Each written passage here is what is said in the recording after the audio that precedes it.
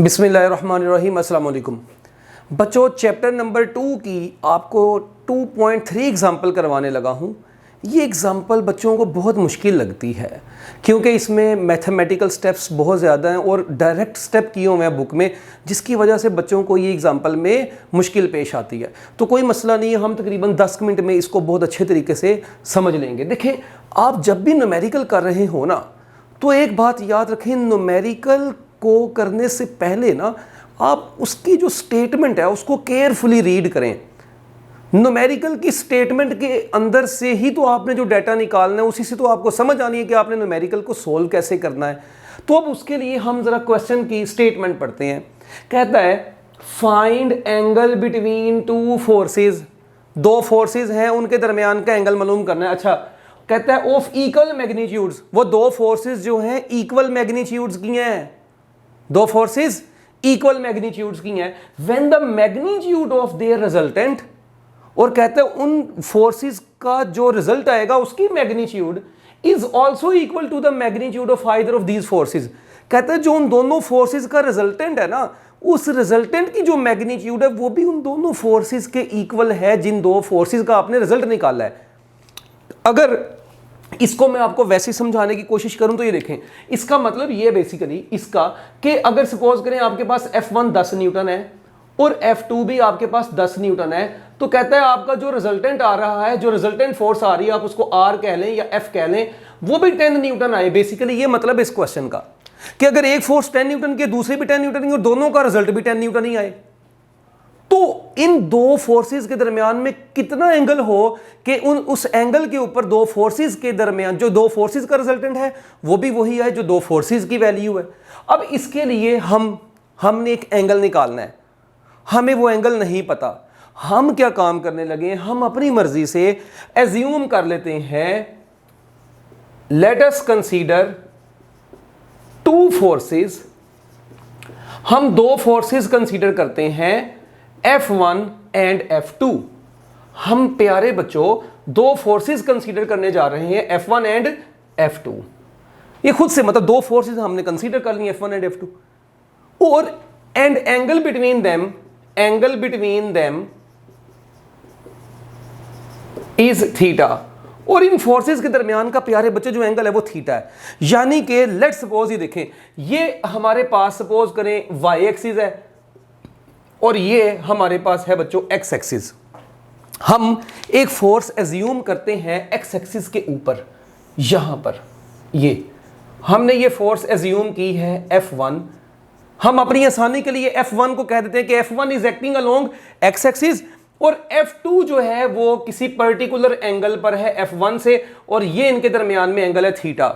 हमने ये एंगल मालूम करना है कि इस एंगल की क्या वैल्यू हो कि इन दोनों फोर्सेस की जो वैल्यू है उससे जो रिजल्ट आए वो भी इन्हीं वैल्यूज का हो।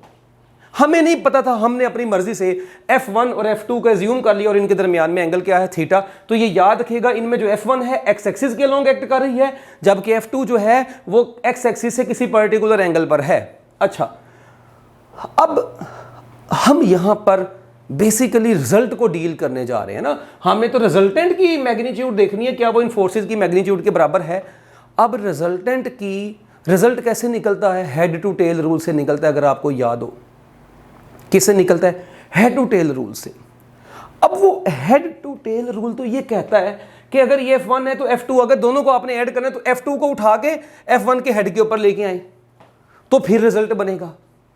हम जो रिजल्ट बनाएंगे यानी कि उस रिजल्टेंट में हमें क्या करना पड़ेगा, जो हमारा रिजल्टेंट बनना है, हमें पता है जो हमारी रिजल्टेंट फोर्स होगी वो F x plus Fy under root ऐसे होल स्क्वायर होगी। जो रिजल्टेंट फोर्स है जिसको मैं F भी बोलता हूं, मतलब मैं कहता हूं resultant force is equal to F, और ये है जी F square x plus F square y। Result निकालने का देसी फार्मूला ये है। अच्छा, अब मुझे ये बताएं, फिर हमने रिजल्टेंट को F बोल दिया, यानी F square is equal to क्या बन जाएगा, अगर मैं दोनों साइडों पर स्क्वायर ले लेता हूं तो F square x plus F square y बन जाएगा। ओके, अब यहां पर जो Fx होगा वो किसके बराबर होगा, दो फोर्सेस हैं, दोनों फोर्सेस के x कंपोनेंट्स का सम F1x प्लस F2x का होल स्क्वायर जमा, जबकि Fy किसके बराबर होगा, f1y जमा f2y और इसका आ जाएगा होल स्क्वायर। अब यहां पर f1x क्या है, f2x क्या है, ये हम देखते हैं। देखें बच्चों, f स्क्वायर को मैं ऐसे ही लिख देता हूं, f1x मुझे बताएं, f1x fx का फार्मूला होता है f cos थीटा, तो f1x इसके बराबर होगा f1 cos थीटा 1, f2x बराबर होगा f2 cos थीटा 2, ओके, ये होल स्क्वायर जमा f1y किसके बराबर होगा, f1 sin थीटा 1, f2y किसके बराबर होगा, f2 sin थीटा 2। ये ले जी, मैंने स्क्वायर भी लिख दिया इनका, यानी कुछ भी नहीं किया भाई, रिजल्टेंट फोर्स का फार्मूला लिखा, ठीक है, और रिजल्टेंट फोर्स के फार्मूले को मैंने उसको स्क्वायर लिया और अंदर fx और fy की वैल्यूज पुट कर दी। हाँ, अब यहां पे थीटा 1 क्या और थीटा 2 क्या है, अगर आप थोड़ा डायग्राम में गौर करें, थीटा f1 x एक्सिस के अलोंग लग रही है तो थीटा 1 होगा 0 डिग्री, f2 का x एक्सिस एक पर्टिकुलर एंगल है तो इसका जो एंगल होगा थीटा 2 उसको मैं थीटा ही बोल देता हूं, ठीक है। तो थीटा 1 क्योंकि x एक्सिस के पैरेलल है, ये 0 डिग्री, और ये थीटा 2 जो है उसको हम थीटा बोल देते हैं। तो चलें यहां पे वैल्यू पुट कर दें, बात खत्म। f square is equal to f1 cos 0 degree जमा f2 cos थीटा, वैसे ही आ गया, होल स्क्वायर ऐसे ही, plus f1 sin 0 degree plus f2 sin theta. प्यारे बच्चों, मैंने थीटा 1 और थीटा 2 की वैल्यूज पुट कर दी। अब मजीद अगर आप थोड़ा गौर से देखें तो आप लोगों ने क्वेश्चन की स्टेटमेंट में पढ़ा है कि टू फोर्सेस इक्वल मैग्नीट्यूड की हैं, तो क्योंकि f1 और f2 इक्वल मैग्नीट्यूड की हैं तो उसको सपोज करें हम f कह देते हैं, और उनका रिजल्ट भी यही था, यानी रिजल्टेंट फोर्स जो रिजल्टेंट है, जो रिजल्टेंट फोर्स है f1 और f2, वो तीनों को हमने क्या माना है, बेसिकली f ही तो माना है, एक ही तो फोर्स माना है, इसलिए मैंने r की जगह पे भी f लिख दिया था। अब जहां जहां पे f1 और f2 है वहां पे भी आपने क्या लिख देना है, f ही लिख देना है। तो देखें जरा, ये तो ऑलरेडी f है, इधर f square is equal to f1 की जगह पर आ गया f cos 0 डिग्री 1 होता है, बस ये आ गया, जमा f2 की जगह पर आ गया f और cos theta as it is, और ये whole square as it is यहां पर आ गया, यानी f1 और f2 की जगह पे भी मैंने f पुट कर दिया। अच्छा, प्लस f1 की जगह पे f और sin 0 तो 0 होता है, अच्छा, प्लस f2 की जगह पर f और sin थीटा, ठीक है। यहां पर थीटा 2 की जगह पर हमने जब वैल्यूज पुट कर दी तो थीटा 2 की जगह पे थीटा लिख देंगे ना, ये लें। तो बच्चों अब देखें, और ये स्क्वायर अपनी जगह पर, तो आपके पास फाइनली f स्क्वायर बराबर आ गया f plus f cos theta का होल स्क्वायर जमा ये 0 हो गया f sin थीटा का होल स्क्वायर। अब बस स्क्वायर को ओपन करना है और थीटा निकलना, अब इसको इक्वेशन बन गई है, सोल्व करें। अब देखें, मेरी बात सुने, a जमा b का होल स्क्वायर बचपन में पढ़ा था कि a स्क्वायर जमा b स्क्वायर जमा 2ab, तो ये देखो हमने f का स्क्वायर जमा f square cos square theta जमा 2f into f cos theta, हमने a प्लस b का होल स्क्वायर को ओपन कर दिया, प्लस इसको जब ओपन किया तो f square sine square theta बन गया। अब थोड़ा सा गौर से देखिएगा आप लोग, यहां पर होना क्या है, ये देखें, अगर मैं इसको मजीद अब सोल्व करता हूं तो देखें, लेफ्ट साइड पर है f square as it is रहा, is equal to right side पर ये f स्क्वायर है। अच्छा देखना जरा, ये है f square cos square theta, f square sine square theta, अच्छा ये अकेला है f स्क्वायर और ये है 2f स्क्वायर cos थीटा बनेगा। यानी चले मैं एक काम करता हूं, ये वाला f स्क्वायर आगे वाला एज इट इज रहने देता हूं, प्लस f स्क्वायर को कॉमन लेता हूं, अंदर लिख देता हूं cos square theta plus sine square theta. ये देखें, cos स्क्वायर थीटा और साइन स्क्वायर थीटा में से ये मतलब ये बाहर आगे f स्क्वायर इन दोनों में से कॉमन ले लिया, अंदर लिख दिया f square cos square theta plus sine square theta, और साथ में बच गया 2f स्क्वायर cos थीटा। लो जी बच्चों, ये आ गया। अब ये sine square theta plus cos square theta तो 1 होता है, तो ये बन गया f square is equal to f square plus f square plus 2f square cos theta. अब देखें, ये भी तो बनेगा f square plus f square 2f square, तो 2f square plus 2f square cos theta.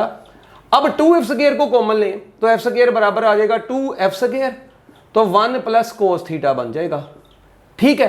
अब प्यारे बच्चों गौर से देखें जरा, ये f स्क्वायर इससे कट गया, क्या ये f स्क्वायर इससे कट गया, तो क्या बचा, ये बच गया बच्चों आपके पास 1 is equal to 2 into 1 plus cos theta. तो अब ये 2 को इधर ले आए, 1/2 is equal to 1 plus cos theta, तो cos theta is equal to 1/2, ये 1 इधर आके माइनस हो गया, और 1/2 माइनस 1 जो होता है वो -1/2 होता है। तो theta is equal to cos inverse -1/2, ये आपका आंसर आ जाएगा 120 डिग्री। जब आप इसको कैलकुलेट करेंगे तो cos इनवर्स -1/2 कितना आएगा, 120 डिग्री। इसका मतलब है अगर दो फोर्सेस के दरमियान में ये वाला एंगल 120 डिग्री होगा ना, तो उस वक्त इनका जो रिजल्ट आएगा वो वही आएगा जो ये फोर्सेस होंगी। अब इसको हम थोड़ा सा डायग्रामेटिकली ड्रॉ कर लेते हैं। ये देखें, अगर मैं कहता बच्चों ये हमारे पास F1 है, ठीक है, और ये हमारे पास F2 है, ये इक्वल लेंथ की है। अब ये अकॉर्डिंग टू स्केल नहीं है, बट ये एग्जैक्टली इक्वल है, मतलब अगर ये 10 न्यूटन ये भी 10 न्यूटन, मुझे खुद बताएं क्या इनका जो रिजल्ट आएगा हेड टू टेल रूल के मुताबिक वो यही नहीं आएगा, जो रिजल्टेंट फोर्स आएगी वो यही आएगी।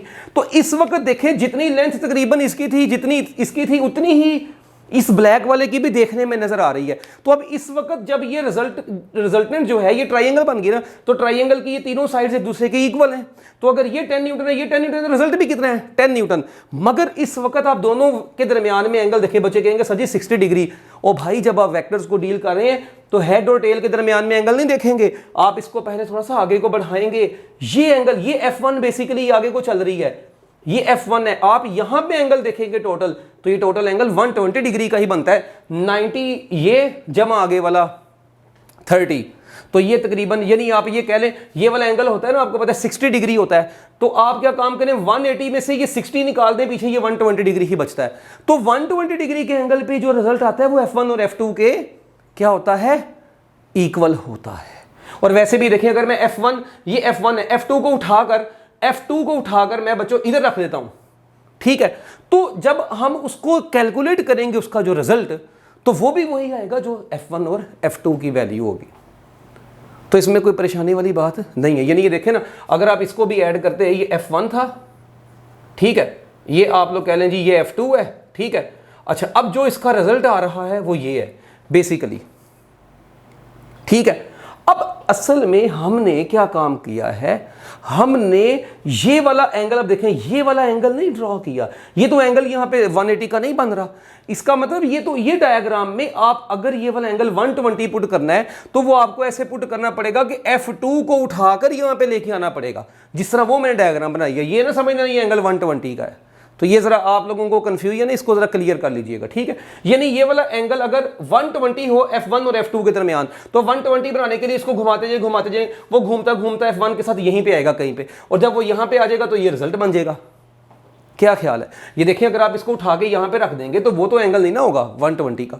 तो इसको आपने, ये देखें, अगर ये 0 डिग्री पे है तो इसको घुमाते घुमाते F2 को घुमाते घुमाते 120 पे लेके आना है, तो वो यहाँ पे जाके बनेगी। तो इसलिए F1 और F2 को यहाँ पे हमने ऐसे रखा है। तो ऐसे नहीं इसको करना, ओके। ये एक थोड़ी सी कन्फ्यूजन थी, ये बच्चे ने कई दफ़ा क्लास में बच्चे क्वेश्चन कर लेते हैं, इसलिए यहाँ पे मैंने आपको आखिर में ये बात बता दी है। ओके जी, अल्लाह हाफिज़।